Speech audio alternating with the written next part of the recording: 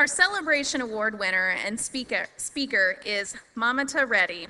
Chef Mamata Reddy is a mother of a preschooler and toddler, as well as two middle-aged, very spoiled dogs.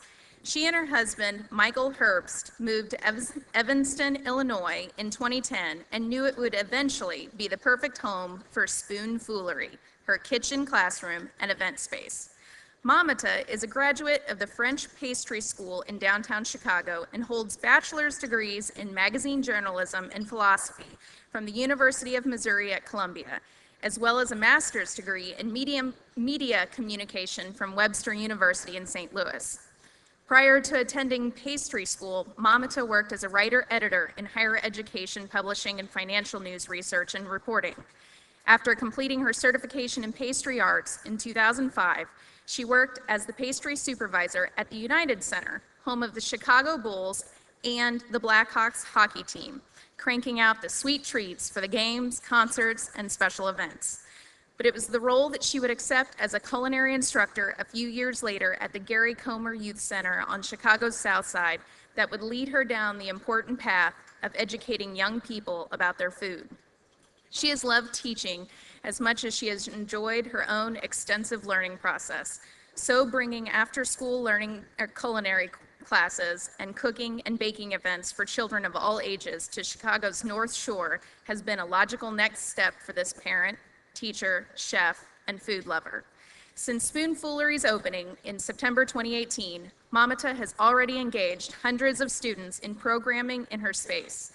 She hopes her community continues to come cook, learn, and grow with her at Spoon Foolery. Please help me welcome our 2019 Celebration Award winner and speaker, Mamata Reddy.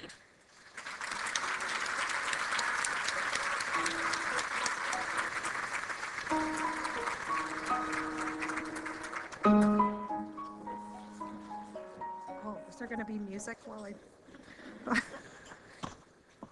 Hello, everyone. Thank you so much for inviting me to speak today. It is truly an honor to be here among all these innovative and high-achieving women. And thank you to Erin and Zonta Club of Jefferson City for choosing me among so many other equally experienced leaders to be up here today. When Erin first told me I'd been chosen as the 20th annual celebration speaker, I have to admit my first thought was, did she contact the right Mamata already? I mean, how many of us are there, right?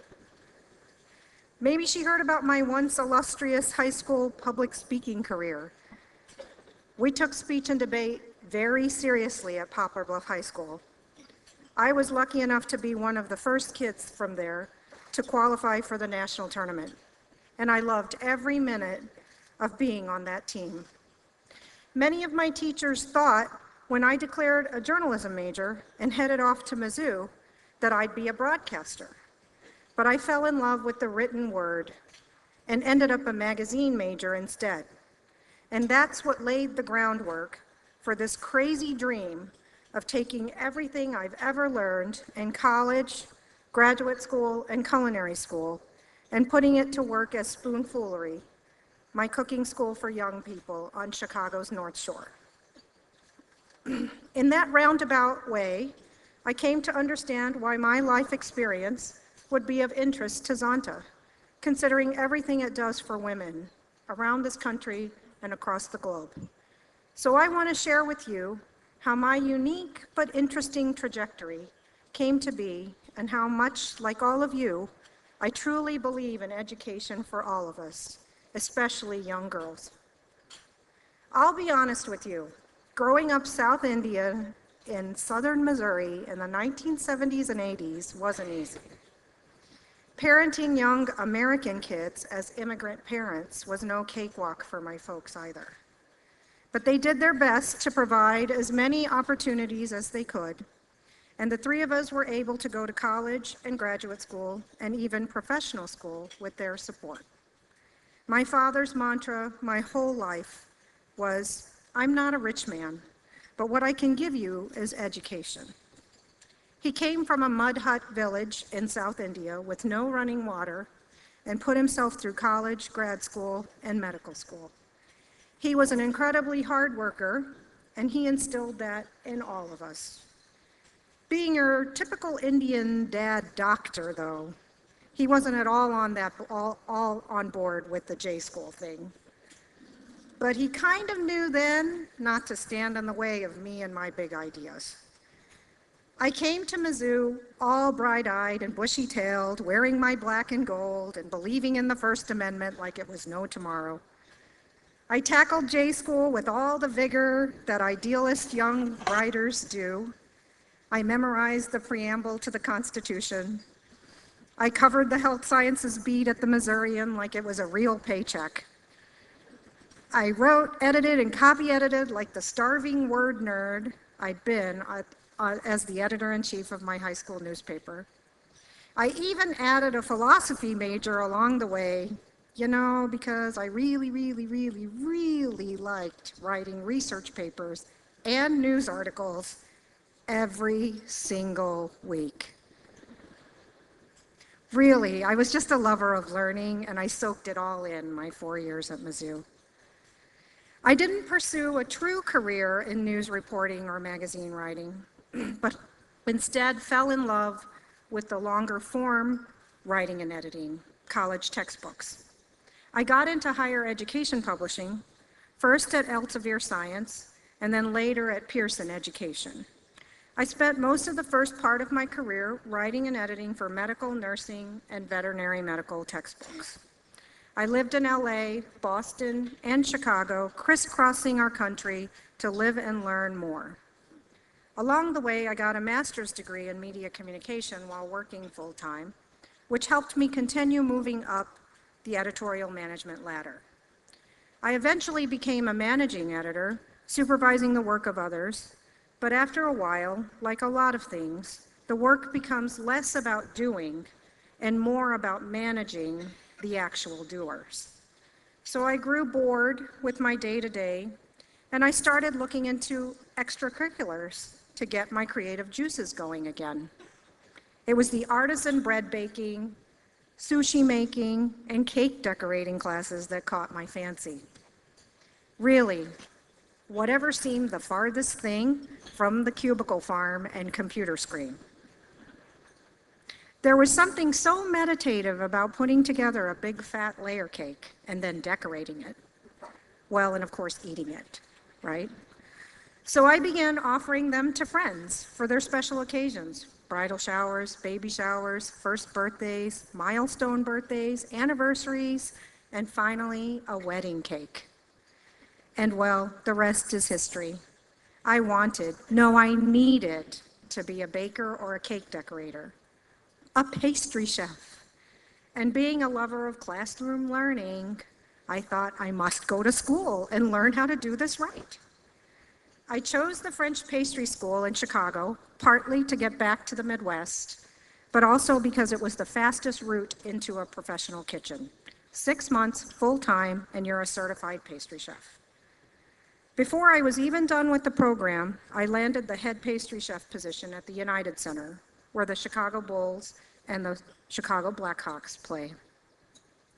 With stars in my eyes, I took on the most hectic, chaotic, and truly bananas role I had ever had in my entire life.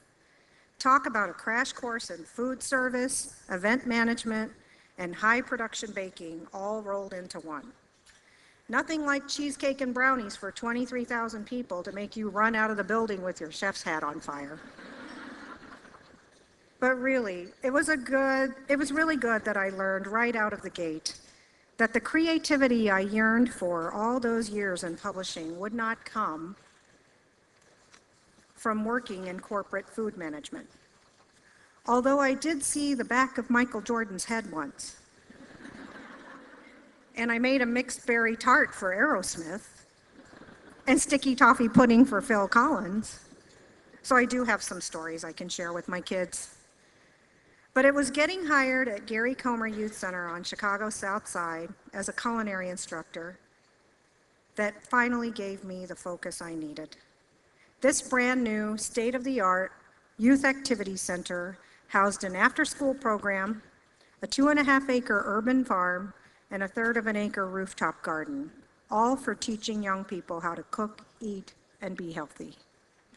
kids who otherwise would have very limited access to fresh foods. And they enjoyed it. I taught these kids who only knew about potato chips to make kale chips. Young people who only knew about Tostitos salsa in a jar now knew how to chop fresh vegetables, squeeze their own limes, and believe it or not, bake their own corn tortilla chips. Cinnamon rolls didn't have to come from McDonald's. They now knew about yeast, bread flour, brown sugar, rising times, kneading, and rolling dough. It didn't take long for these kids to steal my heart. I spent 5 glorious years at Gary Comer, and I was able to see some of my 8th graders graduate high school and go on to culinary school, an educator's dream, as many of you know. And that's how the seed germinated to start my own after-school program and classroom space. Spoonfoolery, my cooking school for young people. We host after-school and weekend classes, as well as birthday parties and events starting as young as age 2. Because food, nutrition, and knowing where it all comes from is how we teach young people to stay healthy. You are what you eat, right? And I want young people to cook and eat well.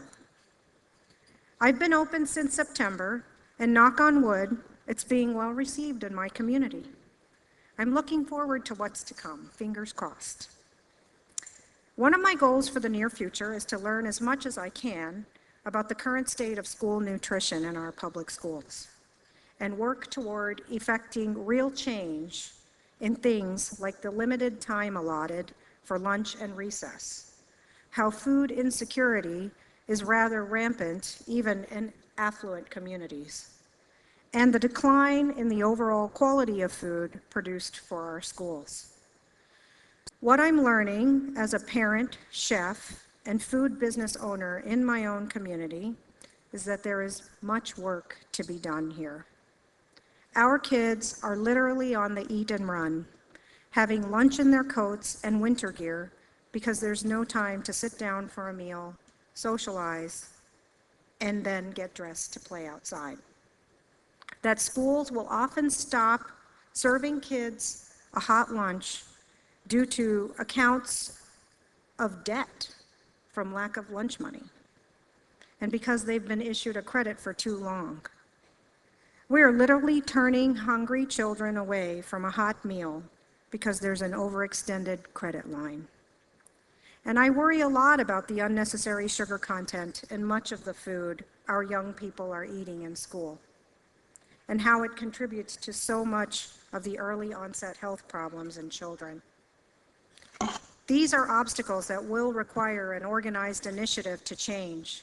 So I want to establish a nonprofit that can tackle these troubles in our school. So much to do, so little time. But I am thrilled to have made the break from corporate life to establishing a small business that will help me get involved in my community in a way my previous path never would have. In closing, I just want to say that I really am so very honored and touched to be up here today. I know as a chef, I do not need to tell a room full of amazing and accomplished women what a man's world the culinary industry is.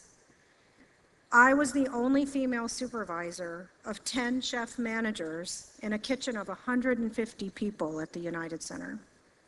When I attended the French pastry school, there was only one female culinary instructor on staff. So many of the award-winning kitchens all over the country are run by men and tend to promote other men to management positions. This is changing with my generation of chefs. We are rising to positions of ownership and management, and we are hiring other women to join us. I believe what Zonta is doing with its business leadership program is a way both young and experienced women will be able to forge management paths in all careers. This is how we will be unbreakable. We owe this to ourselves, our colleagues, our sisters, our daughters, my children and students who all motivate me so very much. I thank you, Zonta, for all you've done and are currently doing for their futures. Thank you again for allowing me to be part of your celebration today. And congratulations to all of today's nominees and winners for your contributions. If I could bake you a big fat layer cake today, I would. Thank you.